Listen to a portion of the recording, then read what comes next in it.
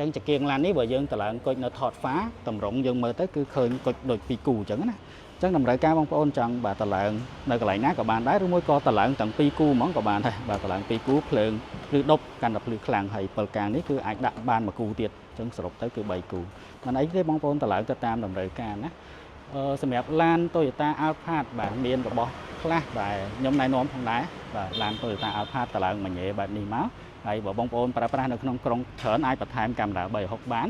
ហើយបាទរបស់មួយគឺ Alphard តឡើងភ្លើងឌីមស្អាតបងប្អូនបាទយើងអាចបាទដាក់ជំនួសភ្លើងស៊ីនបែបនេះបានភ្លើងស៊ីនវាសាមញ្ញអញ្ចឹងណាបាទភ្លើងឌីមគឺតឡើងទាំងគូខាងលើហ្នឹងហើយតាមទ្វារតាប់ឡូហើយនឹងក្រោមកៅអី